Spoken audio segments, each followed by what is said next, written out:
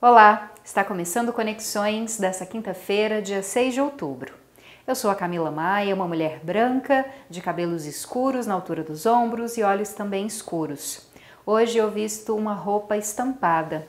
Quem faz a interpretação para Libras, aqui ao meu lado, é o Diogo Marques, integrante do Labitave. Ele é um homem de pele parda, tem cabelos e olhos castanhos e não usa barba. Você assiste o Conexões no canal 15.1 do Sinal Aberto, 21 da NET Goiânia, no site e no aplicativo da TV UFG e também no nosso canal no YouTube. E o nosso programa de hoje é um pouquinho diferente. Isso porque você vai ter a chance de ver ou rever os melhores trechos da entrevista com o professor Daniel Cristino, que é da Faculdade de Informação e Comunicação da UFG. Ele esteve no Conexões no último domingo, primeiro turno das eleições 2022, e fez uma análise sobre o cenário local e estadual. Nesse primeiro bloco, ele analisa o uso das redes sociais nas campanhas eleitorais e fala sobre o envolvimento político, o interesse por política entre os cidadãos brasileiros. Quem faz a interpretação para Libras ao longo da entrevista do professor Daniel é Diego Barbosa, professor da Faculdade de Letras e coordenador do Labitave. Puxando o gancho da nossa primeira entrevista, professor, como é que o senhor analisa o uso das redes sociais nesse ano, 2022? 2018 houve aquela surpresa, né, de um candidato com pouquíssimo tempo de propaganda eleitoral gratuita na TV e no rádio, que é o atual presidente Jair Bolsonaro, ter ganhado a eleição usando principalmente as redes sociais. E 2022, houve alguma surpresa? O que o senhor pode falar para a gente? Olha, sim, o que aconteceu nesses 4 anos, de 2018 até agora, 2022, foi que as pessoas começaram a entender como funciona a circulação de informação política nas redes sociais. Então, aconteceu 2 coisas principais e importantes. Primeiro, ficou muito importante e o conceito de fake news ganhou muito espaço na cabeça de quem usa as redes sociais. E as pessoas começaram a se perguntar, isso é fake news? Isso não é fake news? Então, houve uma relevância, por exemplo, da checagem de fatos. Então, as pessoas começaram a fazer um cruzamento de fatos entre redes sociais, imprensa, o que eles conhecem, o que eles podem ver. E isso é uma coisa que tende a aumentar. É um hábito um pouco mais crítico no consumo de informação que vem pelas redes sociais. A grande confusão é a seguinte: redes sociais não são necessariamente canais de comunicação. São canais de interação entre os sujeitos. Então, existe uma lógica de interação social nas redes que tem a ver com amigos, inimigos, colegas, afetos, emoções, que geralmente você tenta de alguma forma destilar ou eliminar quando você está tratando em canais de comunicação oficial. Por exemplo, a comunicação institucionalizada, como canais de jornal, jornalismo e outros canais, por exemplo, oficiais do TSE, do TRE, do Supremo Tribunal, dos órgãos administrativos do país. Mas as redes sociais não têm esse caráter. A rede social é interação. A gente está em redes sociais para ver outras pessoas. Certo? Só que muita gente passou a usar a rede social como seu principal canal de acesso à informação. Como uma espécie de regime de consumo de informação em que o primeiro e o mais importante vem pela rede social. E isso criou uma confusão entre esses 2 âmbitos. Entre o âmbito, efetivamente, de que tipo de informação eu estou consumindo e qual é a qualidade dessa informação, e as relações pessoais que eu tenho e eu escolho quem eu quero. Gente que eu gosto, gente que eu não gosto, gente que eu critico, gente que eu pego no pé, gente que eu faço meme, certo? Essas coisas se misturam muito e se misturaram bastante. Então, a de 2018 para cá, as pessoas começaram a pensar, bom, eu tenho que dar uma olhada no tipo de informação que eu consumo. Então, o impacto das redes sociais nessa eleição, certo? Muito provavelmente vai ser menos importante do que foi em 2018. Em termos de pegar alguém de surpresa, em termos de decidir efetivamente de um candidato para outro, mesmo porque esses 4 últimos anos foram muito complicados, tem muito elemento para decidir voto aí, para além das interações de rede social. Professor, e quais são esses elementos, principalmente, pensando, claro, na eleição à presidência da República? Sim. Quais são os principais elementos que o eleitor tem levado em conta nesse momento? A primeira coisa é que aquele clima que existia em 2018 não existe hoje, que era o clima da antipolítica, vamos dizer. Era o clima de botar um candidato outsider para ver se você resolvia o problema da política, porque os políticos eram todos corruptos, o país estava numa situação econômica muito ruim. Então você teve toda uma série, e havia os resultados da Lava Jato estavam ainda com um efeito muito grande, estavam acabando de acontecer. O candidato hoje a presidente da República pelo Partido dos Trabalhadores estava preso. Então você tem você tem uma série de fatores e contextos que criavam essa ideia da antipolítica, certo? E esse ambiente não existe mais. Hoje, o que as pessoas parecem querer com essa eleição é uma consolidação e uma institucionalização melhor. Não existe essa coisa de vamos votar contra os partidos ou contra a política. Isso é extremamente importante. Segundo o candidato que em 2018 ganhou não tinha nenhuma experiência de gestão do executivo em nenhum dos âmbitos nacionais, nem o municipal, nem o estadual, nem o nacional. Agora tem. Tem a pandemia. A pandemia foi um trauma muito grande e ela é um elemento de decisão de voto muito importante, pelo menos para uma parcela da população. Houve a crise econômica que veio na esteira da pandemia, além de você tem todo o problema da situação fiscal brasileira. Então você tem uma inflação que está crescendo, agora está diminuindo um pouquinho. Você tem o resultado da pandemia, que mudou hábitos, mudou a estrutura de como as pessoas interagem umas com as outras, foi um elemento traumático em certa medida, e tudo isso está na conta de um candidato que antes não tinha essa experiência administrativa e era considerado um candidato outsider da política. Hoje isso não existe mais. Então todos esses elementos, e as redes sociais já não são mais, já não pegam a gente de surpresa, as pessoas já se perguntam se a informação que elas recebem é correta ou não, e onde é que eu posso checar isso. Então, esses elementos todos tornam essa eleição um pouco diferente, o impacto das redes sociais diferente também. Professor, o senhor falou que hoje não é mais uma eleição da antipolítica, né? De colocar no poder alguém que é o outsider, uma pessoa de fora. O interesse pela política também aumentou na população? Discutir política, falar sobre política? A gente sabe de números maiores de eleitores jovens, por exemplo. Sim. Entre 16 e 18 anos, que não são obrigados a votar, mas que esse ano houve o maior número de inscrições para votação entre esse público. Muitos artistas fazendo discussões políticas na internet. A gente está nesse outro momento em que as pessoas estão mais interessadas em discutir? Olha, aí tem muito a ver com o otimismo de quem está fazendo a análise, né? A gente pode tentar dizer, olha, né, o pessoal está ficando mais politicamente consciente.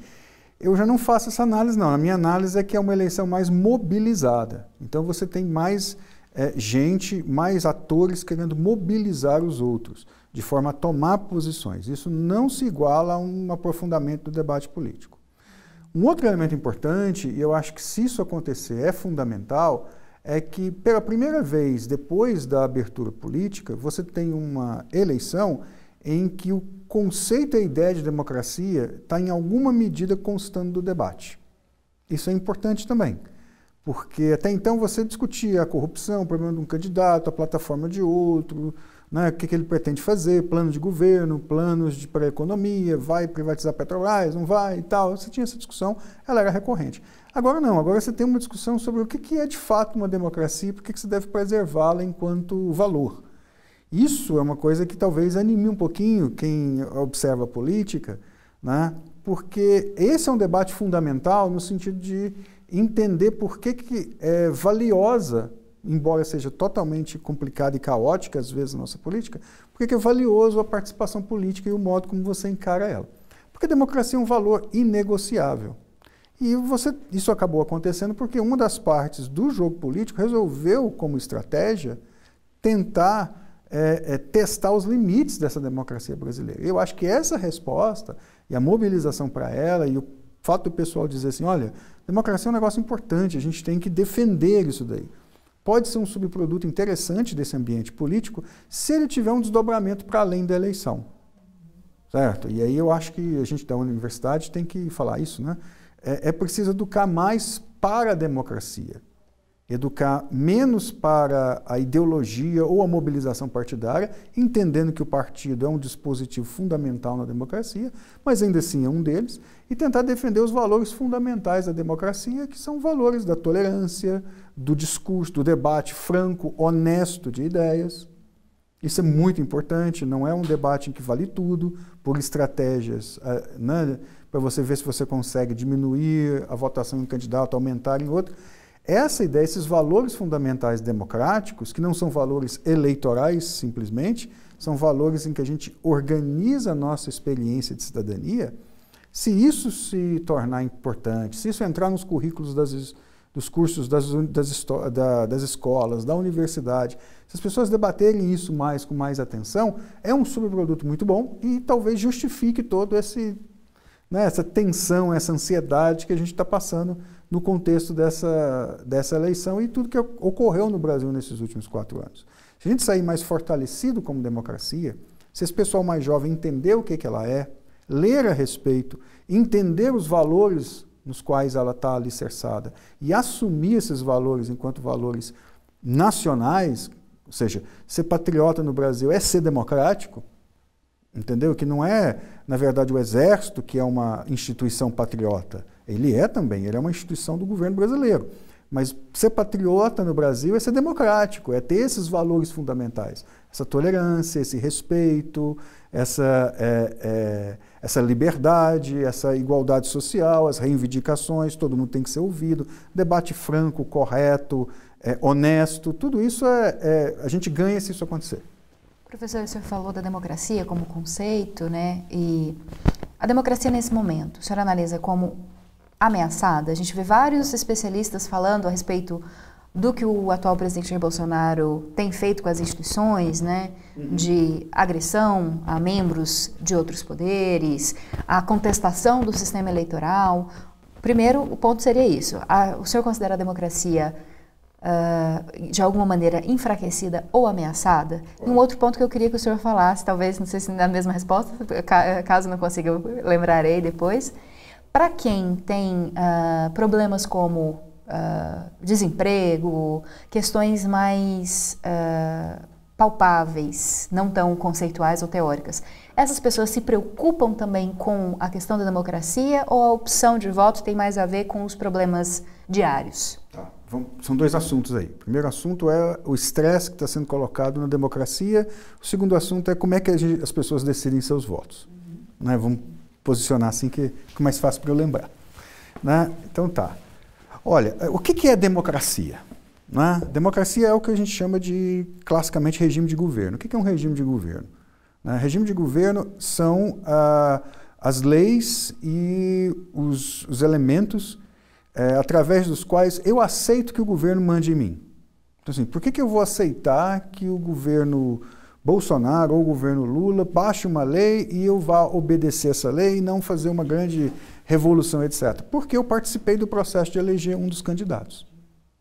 Certo? Poderia ser como era na monarquia, porque Deus escolheu um rei e o rei vai mandar em mim porque foi uma escolha divina. Isso acontecia, era a justificativa pela qual as pessoas obedeciam seus governos. Então, democracia, certo? Em certa medida, ela é um regime de governo, um modo através do qual eu torno legítima as decisões do governo e vou, por isso, obedecer essas decisões. Né? Essa democracia funciona dentro das instituições. Ou seja, você tem uma série de instituições que vão funcionar do ponto de vista democrático, porque em algum momento a gente disse, ok, o governo vai ser do senhor Bolsonaro, ele vai ser o presidente, e ele vai poder governar do jeito que ele acha que ele deve governar, dentro do marco legal possível, e a gente vai aceitar isso porque ele ganhou uma eleição e porque é o nosso jeito de funcionar, e a democracia é isso. Então, na cabeça das pessoas, a gente aceita ser governado por alguém como o Bolsonaro, mesmo que não goste dele, porque nós somos democratas, e isso aqui é uma democracia. Né? Agora, o perfil do governo do Bolsonaro não é um perfil amigável a esse tipo de conceito democrático. Certo? Por quê? Porque além dessa democracia institucionalizada, que é o que de fato está sob ataque, existe a democracia como esses valores cidadãos fundamentais. Uma coisa alimenta a outra, certo? Inclusive põe limite à outra. Alguém que é eleito democraticamente tem coisas que ele não pode fazer, porque tem valores que ele tem que observar, estão garantidos na Constituição e funcionam como um limite para o exercício do governo.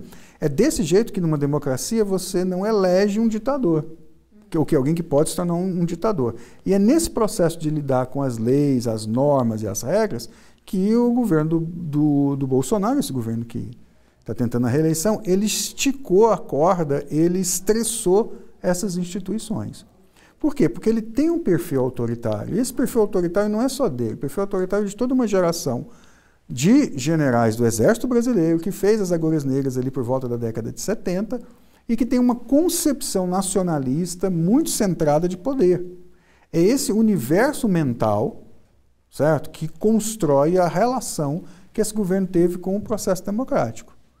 Agora, os militares não podem participar da democracia? Não, claro que podem. Eles são uma força. Eles são a garantia da força do Estado. Então, eles vão ter sempre que, em alguma medida, estarem presentes de um jeito ou de outro. Agora, o modo como eles estão presentes é que pode ser questionado. Certo? E é isso que aconteceu. Aconteceu uma espécie de promiscuidade entre a lógica de funcionamento disciplinar, hierárquica, vertical do Exército e o processo democrático do Brasil, do civil. E a gente está nesses estresses, né, saindo faíscas e tendo essas pressões. O que a gente tem que fazer nessa eleição e o debate que a gente tem é de dizer, olha, tem um limite para que a lógica de funcionamento do Exército opere no civil. E um dos limites fundamentais é entender que numa democracia não existe inimigo, existe adversário. Certo? Ou seja, a ideia de que você vai operar contra um inimigo e que, portanto, a sua hierarquia é importante, sua forma é importante, que você está travando de alguma forma, alguma medida, uma guerra, nem que seja em sentido metafórico, não combina e não faz o menor sentido num campo democrático. E isso o Exército e os generais têm que aprender. E é bom que eles aprendam do ponto de vista democrático. Certo? Então, essas coisas entram em jogo aqui na eleição. Então, onde é que a democracia está sendo ameaçada? Nas suas instituições, nos limites legais do seu funcionamento, por um grupo de figuras que tomou o poder junto com o Bolsonaro, que são basicamente a construção ideológica e teórica desse governo Bolsonaro, que é esse grupo formado dos generais, formado ainda sobre a educação e os auspícios da Escola Superior de Guerra e a ideia do inimigo interno. Esse pessoal é que vai ter que estar aprendendo, espero que aprenda de uma vez por todas, o que é exercer a democracia fora do quartel. E que uma coisa não tem a ver com a outra, a lógica não funciona. Isso é um ponto. No próximo bloco, você continua assistindo aos melhores trechos da entrevista a respeito do primeiro turno das eleições 2022. Se você quiser participar do Conexões, mandando sugestões de pauta, perguntas, dúvidas ou mesmo elogios, é só fazer isso pelas nossas redes sociais. Nós temos Twitter, Instagram, Facebook e YouTube. Ou então pelo WhatsApp. O nosso número é 629-9181-1406. 629-9181-1406. Te espero daqui a pouquinho para continuar falando sobre política e eleições.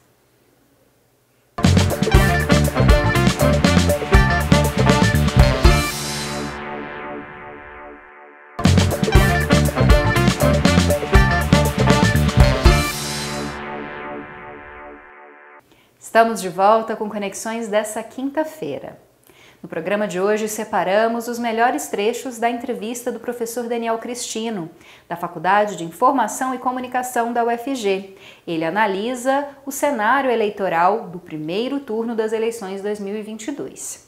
Nesse bloco, o principal assunto são as pesquisas eleitorais e também a desconfiança de parte do eleitorado em relação a essas pesquisas.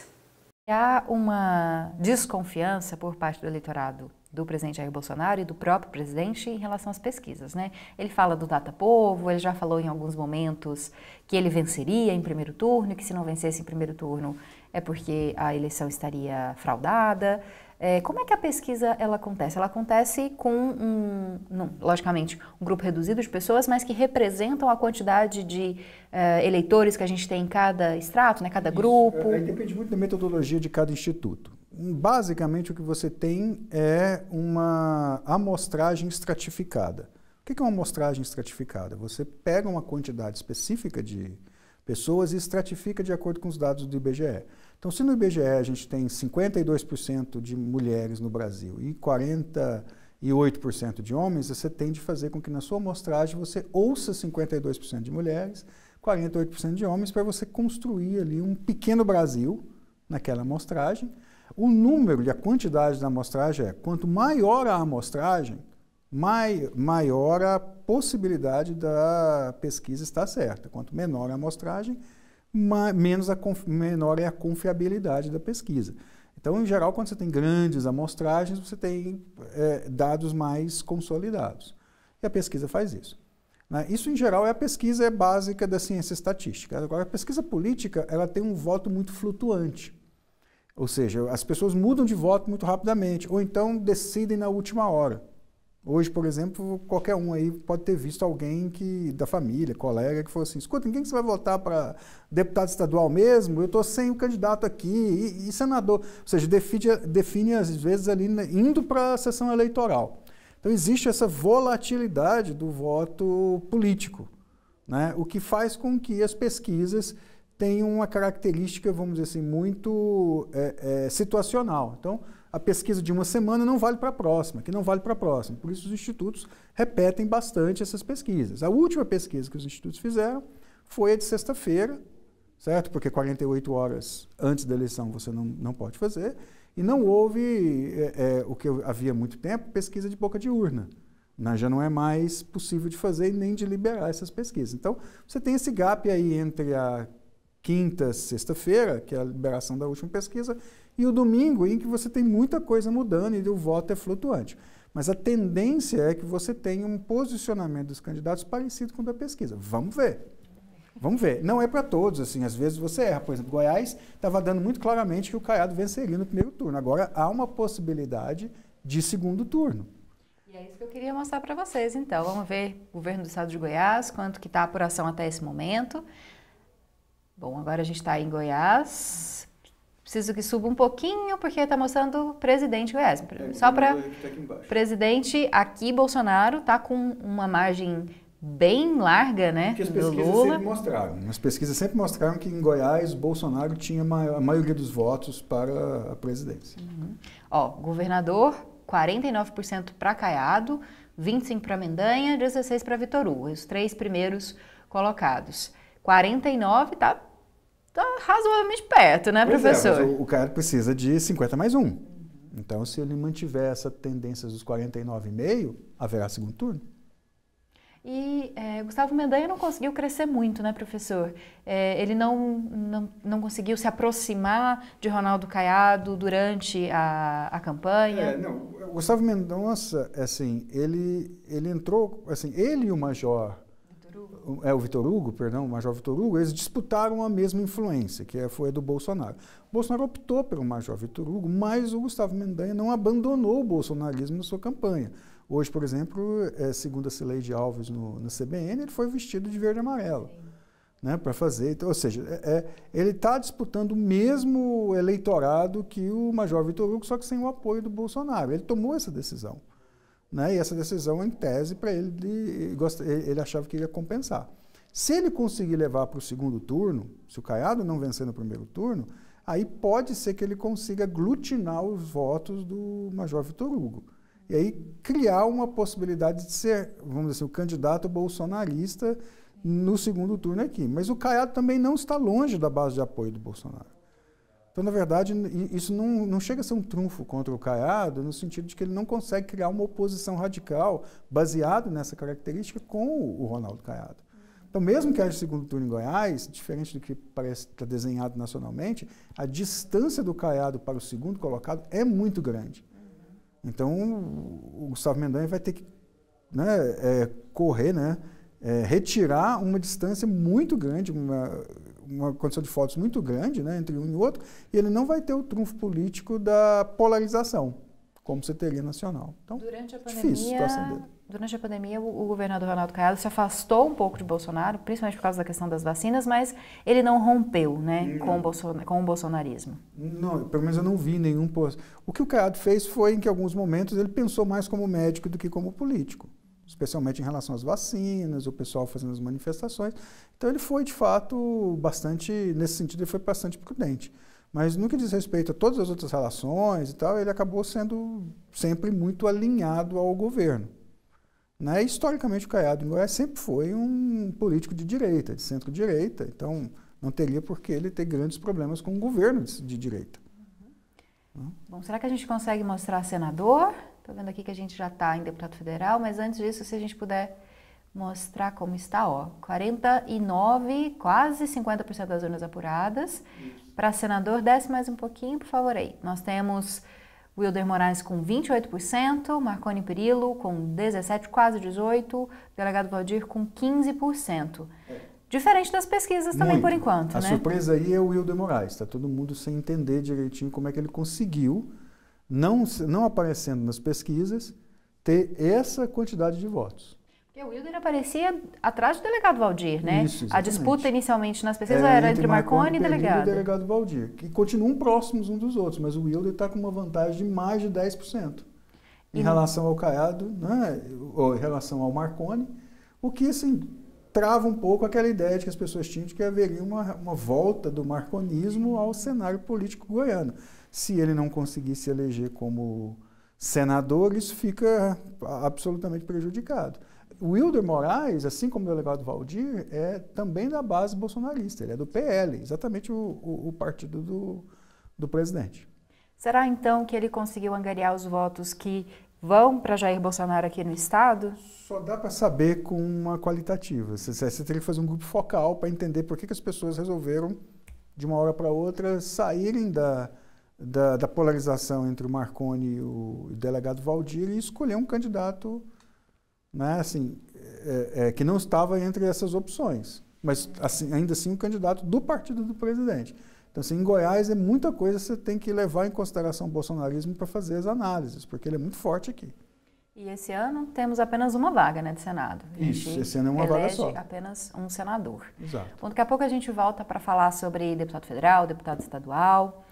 Mas antes, professor, eu gostaria agora sim que o senhor respondesse aquela questão. Como é que as pessoas decidem um voto? Sim. Pois é, isso assim, é a pergunta de R$1 milhão de reais, né? É a pergunta que todo mundo quer saber, como é que as pessoas decidem um voto.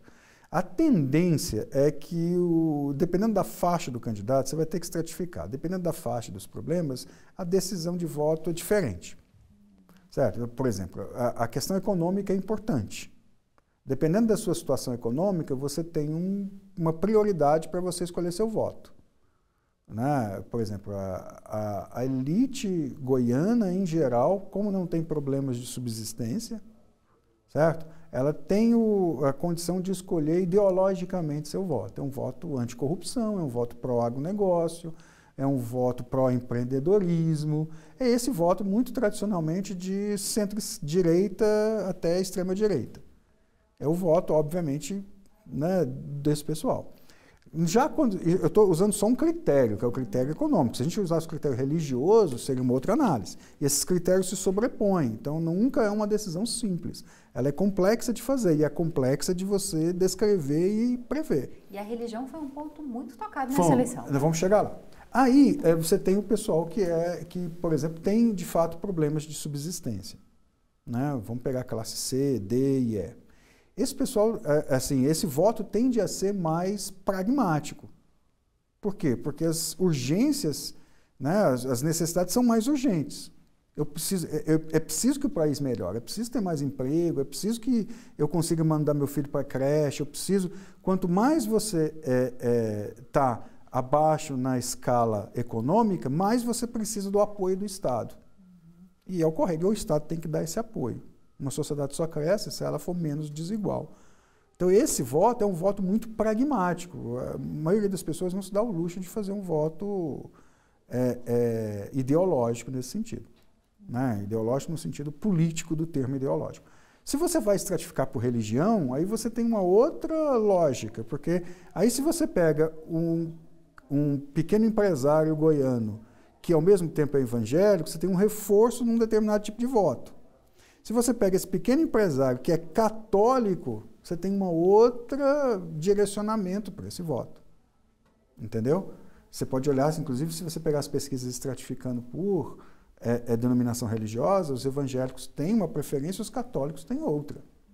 Né? Então você tem essa diferença. Se você pega religiões de matriz africana ou espiritismo, você vai ver também, mas isso dentro de uma mesma estratificação econômica. Se você volta e vai para a estratificação econômica mais pragmática, mais o pessoal da CDE e por exemplo, evangélico, neopentecostal ou não, você tem uma estratificação.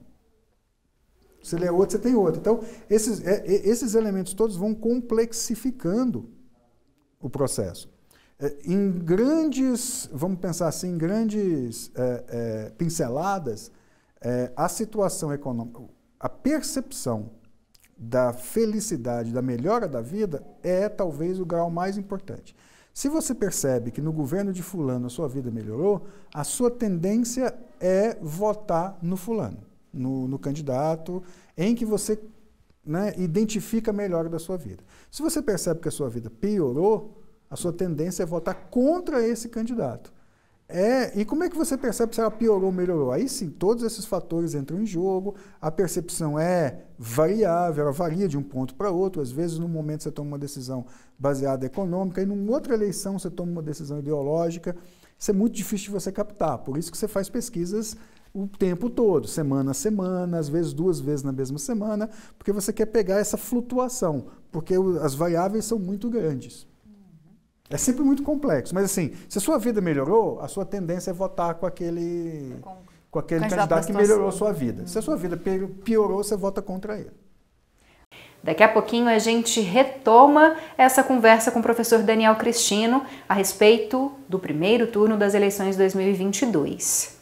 O Conexões vai para um intervalo bem rapidinho, mas eu espero que você continue acompanhando a gente e entendendo um pouco mais sobre política e eleições.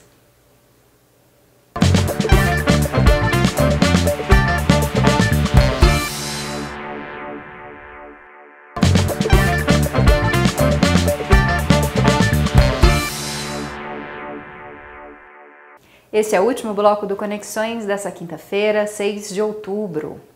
Neste episódio, nós separamos trechos da entrevista que foi concedida pelo professor Daniel Cristino, da Faculdade de Informação e Comunicação da UFG, no último domingo, dia de votação do primeiro turno das eleições de 2022.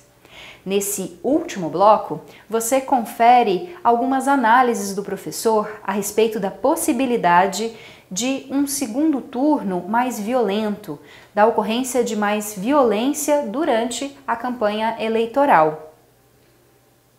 Queria que o professor Daniel fizesse uma análise sobre a campanha eleitoral. A gente tem falado muito sobre a questão da violência, da animosidade, né, de certos eleitores, muitos casos de violência, até assassinato por causa de política. Como é que a senhora analisa esse período, né, que foi curto, foi menor do que em eleições anteriores, mas parece que foi muito intenso, né, de discussões acaloradas. O caráter de uma eleição polarizada, mas assim, tem uma coisa que é preciso falar. Estava olhando os números aqui possíveis da eleição, e dependendo de como ficar o quadro geral das pessoas eleitas, aconteceu de 2018 para cá uma mudança, e essa é uma mudança importante, né? No polo da esquerda brasileira, continua tendo o PT o seu protagonismo e ele continua sendo o partido a aglutinar o discurso dessa esquerda, centro-esquerda brasileira. Isso não houve muitas modificações, apesar da prisão, apesar do impeachment da Dilma, apesar da prisão do Lula, isso não se modificou muito. O PT manteve o seu caráter protagonista. Mas na centro-direita houve uma modificação muito importante. Até 2018, ou até, vamos dizer assim, a eleição da Dilma, a força política que aglutinava a centro-direita era o PSDB. A partir de Aécio, Tasso Gereissati, todo esse grupo, que na verdade inicialmente é um grupo de centro-esquerda, um grupo de social-democrata, mas que pela oposição ao PT foi aos poucos se movimentando para a centro-direita. Hoje, esse grupo, que era um grupo, vamos dizer assim, que tinha um projeto de país efetivamente, né, gostando ou não dele, sendo neoliberal ou não, então você tinha uma possibilidade, foi formado pelo Fernando Henrique, que era um cara de esquerda, Hoje isso modificou. A centro-esquerda, a centro-direita brasileira, o movimento político que a representa agora, é o que a gente está chamando aqui de bolsonarismo. Entendeu? E parece que ele está saindo dessas eleições por esse quadro eleitoral que se desenha até agora, ele está saindo consolidado nesse processo. Então ele passa a ser agora uma força política com representação no Congresso, uma força política com representação no Senado, com capacidade de eleger governadores, ou seja, aquilo que o PSDB tinha antes se opunha ao PT, agora está sendo substituído pelo bolsonarismo, que em certo sentido é mais radical e um tanto mais vulgar em termos de fazer política. Ele pode melhorar? Pode, mas ele ainda é um reflexo da figura que o lidera, que é o próprio Bolsonaro. Ele tem essa capacidade de refletir esse tipo de comportamento e esse tipo de figura. Eu considero isso complexo e preocupante até, porque você tem uma força política mais radicalizada que acaba se tornando a representante mais institucional, com cargos efetivos, para conversar e para pensar um projeto de país. Um projeto de país que a gente já viu por esses últimos 4 anos, que é regressivo e que não tem nada a dizer efetivamente para o futuro. Do outro lado, você tem a esquerda indo em torno do Lula, que tem o projeto desenvolvimentista que sofreu bastante com os anos Dilma, no que diz respeito à viabilidade das suas políticas econômicas e institucionais. Então, eu acho que assim, o desenho final que a gente sai da campanha, menos os atritos e a polarização, é um desenho institucional em que as forças políticas estão se posicionando mais para os extremos e menos para a possibilidade de um projeto mais unificado. Ou seja, a minha pergunta é se a gente consegue, enquanto sociedade, manter esses elementos fundamentais da democracia enquanto, vamos dizer assim, um campo de disputa que seja aceito pelos dois lados. Professor, o senhor definiu o bolsonarismo como centro-direita. Tem muitos analistas que falam do Bolsonaro como uma direita, uma extrema-direita, né? O senhor classifica como centro porque Bolsonaro tem uma união com esses partidos que formam aí a base, né, da democracia, chamado Centrão? Seria por isso? Não, porque assim, não há outra força. Provavelmente nessas eleições não vai sair uma outra força que vá competir com o bolsonarismo pelo protagonismo na estruturação do campo da direita. O Bolsonaro é muito mais extremo do que uma centro-direita. Eu concordo perfeitamente com isso. A figura dele, onde ele vem e os militares que o acompanham, eles não estão nem um pouquinho no centro. Mas existe todo um grupo de deputados e senadores que agora vão ter que lidar com o bolsonarismo, porque não há outra possibilidade. O PSDB parece que vai perder, inclusive, os estados em que ele era mais forte, que é São Paulo, o Senado em São Paulo. Então, se você perde esse tipo de representação e você já está numa crise muito grande, certo? Você começa a perder o seu protagonismo político, você perde as condições de fazer as coisas. E com isso você ainda tem, por exemplo, muito provavelmente Damares já está eleita no Distrito Federal, Marcos Pontes tem chance de ser eleito em São Paulo, para o Senado, por incrível que pareça. Então, o que você tem aí é o bolsonarismo. O astronauta, isso. E aí você tem, assim, é possível que haja um segundo turno com o Tarcísio para o governo de São Paulo, certo? E aí o que é tradicionalmente o PSDB não vai nem entrar no segundo turno, seria o Tarcísio contra o Haddad. Então o que você tem aí é assim, uma reorganização por mais 4 anos de uma direita que vai estar representada, querendo ou não vai ter outro espaço a não ser negociar ou dialogar com o bolsonarismo. E isso é muito ruim, por causa da radicalização. É possível que o bolsonarismo se torne menos bolsonarista e ganhe uma outra característica se o Bolsonaro perder a eleição para presidente. Então você perde esse caráter mais radical.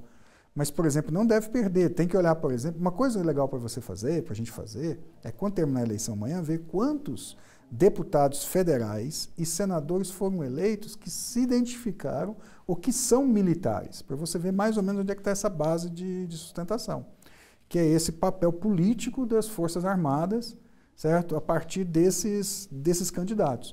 Vamos ver se ela faz uma bancada dos militares, vamos chamar assim, que seria, em princípio, uma bancada de sustentação no campo para o lado do bolsonarismo. Sem Bolsonaro, você pode até dar um outro nome para essa tendência, mas ela se articula e ela perdeu muito do seu caráter centro. A direita vai ser muito mais direita. Mas o meu problema não é nem isso é um movimento que a gente vai ver acontecer mais para frente.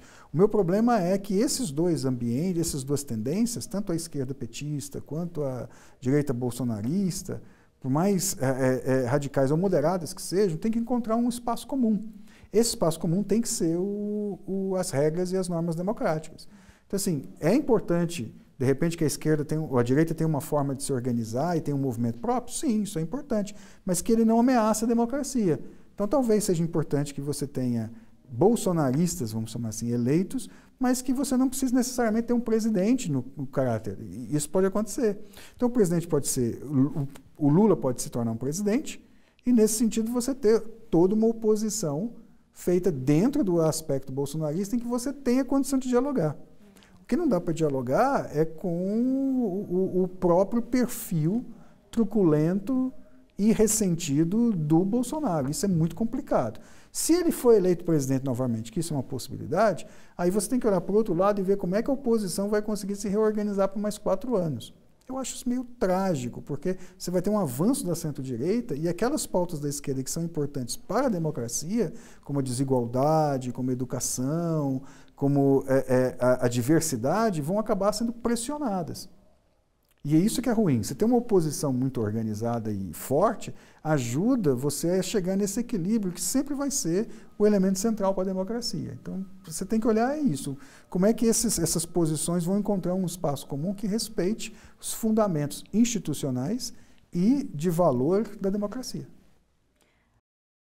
Professor, havendo segundo turno, o senhor pensa, como muitos analistas têm falado, até quem pedia pelo voto útil no candidato Lula do PT, pode haver um recrudescimento dessa violência na campanha?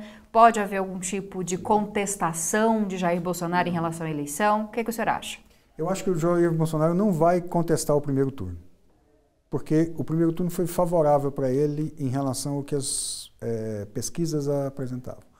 O que eu acho que ele vai fazer, e eu, por exemplo, é o que seria racional, se bem que, né? Enfim, o que ele deveria fazer, o que poderia fazer, é aproveitar isso como uma espécie de injeção de ânimo na militância. Né? E, obviamente, o segundo turno ele é pequeno, eles são basicamente quase um mês, não mais, um pouco menos de um mês, e focar naqueles lugares em que ele pode tirar votos do Lula. Então, muito provavelmente, ele deveria focar a campanha dele no Nordeste, certo? E dar aquele ânimo, porque a campanha bolsonarista vinha perdendo o seu ânimo por causa das pesquisas. Né? Outra coisa é que você vai fazer agora uma campanha presidencial já sabendo qual congresso você vai ter.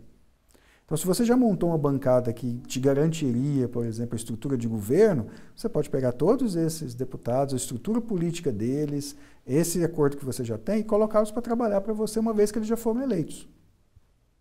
Então, você tem toda essa possibilidade de criar. O que a campanha do Lula deveria fazer? Realmente olhar para São Paulo com muito mais carinho, porque tomou um tombo muito grande em São Paulo. Lula acabou de virar, professor. Foi 70% das sessões totalizadas, Isso. 45,74%, 45,55%, ainda muito próximo, né? Sim, mas ele deve agora mudar, deve aumentar a distância, mas infelizmente não o suficiente para acabar com a eleição agora no primeiro turno. Então a gente vai ter então, o que o Lula tem que fazer? Olhar bastante para São Paulo, que é o maior colégio eleitoral. Como o Nordeste está bastante consolidado, ele tem que solidificar o Nordeste, eu acho que ele é capaz de fazer isso, sem muito trabalho, e tentar virar o máximo de votos possível em São Paulo para poder retirar essa vantagem que o Bolsonaro teve no início. Então, por exemplo, eu acho que Goiás não vai ser um estado muito visado. A distância do Bolsonaro aqui é muito grande. E o estado tem acho que quase 6 milhões de votos, 6 milhões de habitantes, então tem menos do que isso, 3 milhões de votos. Então, assim, é um estado que só seria efetivamente essencial numa decisão se a distância estivesse muito próxima. Então, assim, é uma campanha de focos. Agora, que ela vai ficar mais radical? Vai. Vai porque agora é meio que todo mundo tem chance. E dependendo da distância entre Lula e Bolsonaro, essas chances se tornam assim, muito viáveis para ambos os lados. Então a ideia é você ir para um combate ou um embate muito mais radicalizado, no sentido de ganhar votos. Novamente, a gente vai começar a ver pelas pesquisas. Aí nas pesquisas a gente vai ver para onde vai virar os votos da Simone e os votos do Ciro. E como é que eles vão se posicionar. Com a campanha de segundo turno, por exemplo, você ter a Simone Tebet na sua propaganda eleitoral, nas redes sociais, dizendo assim, quem votou em mim, vote no fulano ou vote no ciclano, é muito bom. Você tenta fazer essa transferência de votos. Ela não é muito grande, mas outra coisa importante é, quase sempre o resultado do primeiro turno se repete no segundo. Você não tem muitas mudanças, mas quase sempre se repete. Então, se no primeiro turno repetir uma distância razoável, vamos pensar aí, 3, 4 pontos percentuais entre Jair Bolsonaro e Lula até o final, agora nesses últimos 25% de urnas abertas, aí você pode dizer que você tem grandes chances do Lula, se mantiver a estratégia, ser eleito. Se você tiver uma distância muito menor, pode virar. Não é tradicional, nunca aconteceu, mas pode acontecer. De você terminar o primeiro turno, você tem uma virada radical de votos do primeiro para o segundo. Não é muito tradicional. Então, assim, não é de perder a esperança, mas é mais um mês. Cuidado, não briga com sua família, não briga com os seus irmãos, com seus primos, com sua mãe, seu pai. Deixa eles votarem quem quiser. Tente virar outros votos. Exercite a sua liberdade democrática e eleitoral, mas não sacrifique relações pessoais por causa do Lula e do Bolsonaro, que nenhum dos dois merece isso, não. Mas seja forte. Quer que um vença? Faça campanha. Mas faça civilizadamente. Certo? Porque, assim, qualquer um dos dois que ganhar, os problemas são de todos nós. Tá certo, professor. Muito obrigada pela sua presença. Chegamos ao fim do Conexões especial dessa quinta-feira. Espero que você continue acompanhando a programação da TV UFG e também que curta, compartilhe e conheça o nosso conteúdo nas redes sociais.